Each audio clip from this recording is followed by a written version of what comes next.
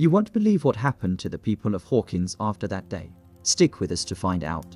Let's get started. Hawkins, Indiana. The town that should have been dead by now still breathes. Barely, the morning mist rolled across the cracked streets, clinging to everything like ghostly frost. You could feel it in the air, heavy, electric, unnatural. Hawkins had never fully recovered after the tear in the earth. The Creel fault line still sat in the middle of town, like a scar the world refused to look at directly. And this is where our story begins. The camera would open on 11. Standing alone near the broken ridge where the upside down once bled through. She wasn't the same girl from Starcourt, or from the desert, or from Papa's lab. She was older now, haunted, exhausted, but sharper than ever. Her powers had returned. Partially, she focused, stretching out her hand. The rocks near the fissure vibrated, trembling against the earth. A flicker of red lightning pulsed from somewhere deep below. Then her nose bled instantly.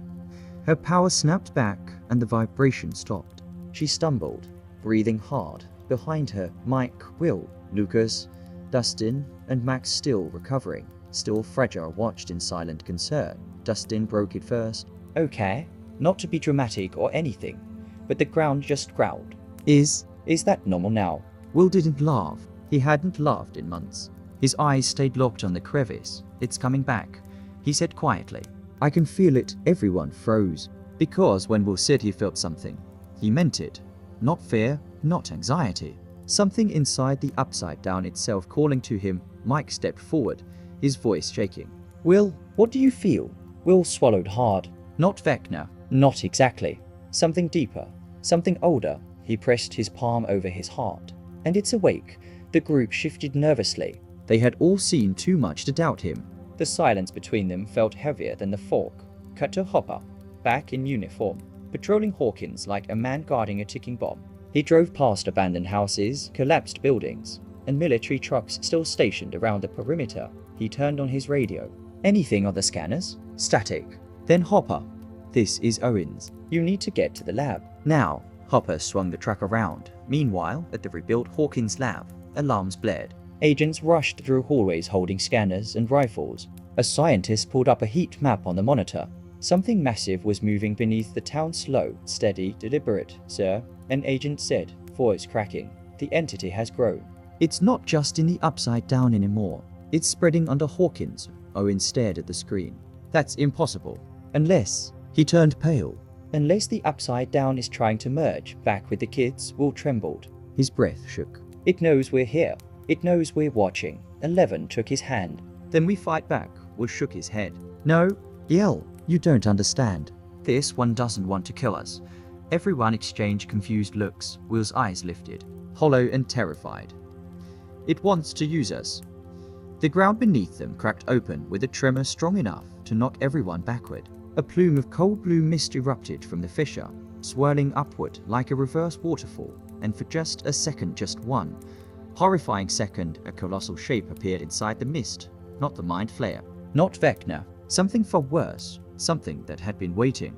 11 gasped as a whisper echoed inside her skull. Found you. The mist that erupted from the fissure lingered in the air like a ghost refusing to leave. 11 stared at the spot where the colossal shape had appeared, her breath shallow, her pulse pounding like a war drum. Everyone else lay scattered across the ground. Coughing, disoriented, scared, Mike ran to her first. El, are you okay? What was that? What did you hear? 11 didn't answer immediately. She kept her eyes locked on the broken ground, as if expecting something else to rise from the darkness. Will stood beside her, trembling. It saw us, he whispered. It knows us, Max, supported by Lucas. Wiped dust from her face, her voice thin but steady. Okay, so, Giant Smoke Monster 3.0. Or are we upgrading now? Will shook his head slowly. No, this isn't like before. It's not using a hive mind this time. He placed a hand on the fissure. It's building one. A chill rolled through the group, cut to Hopper, skidding into the lab's underground loading bay. Owens met him with 2 security agents, each holding bioscanners that beeped erratically. Jim, Owens said, not even attempting to hide his panic. The upside down isn't leaking anymore. It's Hopper finished the thought. Expanding. Owens nodded grimly. Vertically, horizontally, through the soil, through the bedrock. Like roots, they hurried into a reinforced control room. A holographic 3D map displayed a glowing underground network beneath Hawkins' branching tunnels, spreading tendrils, pulsating nodes of energy. Hopper stared.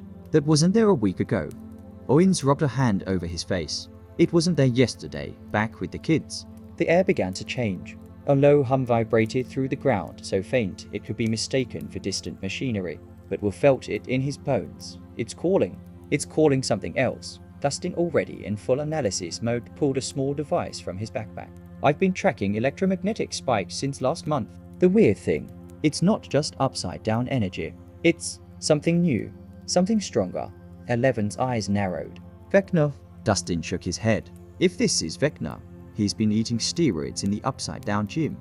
Lucas shot him a look. Jude, not helping, but Will stepped forward. It's not Vecna. He's hurt. Weak.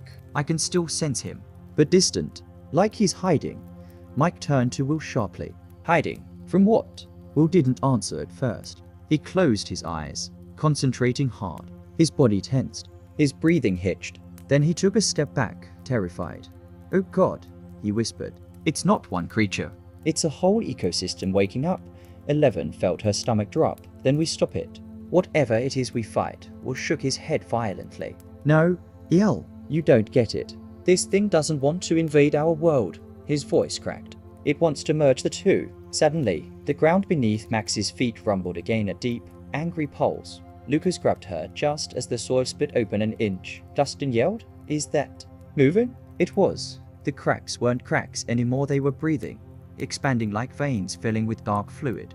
Blue mist seeped through them, spreading across the grass, across their shoes. Mike shouted, "Everybody get back."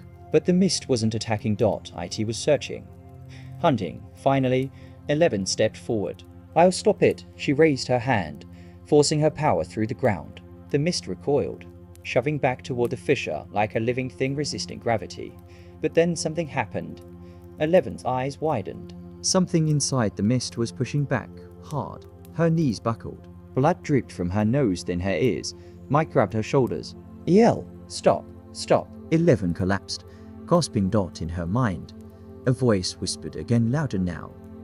"You cannot stop a world becoming whole." A shockwave burst from the fissure, blasting the mist outward and throwing every one of their feet. Dust settled. Silence followed. Then Will spoke, trembling.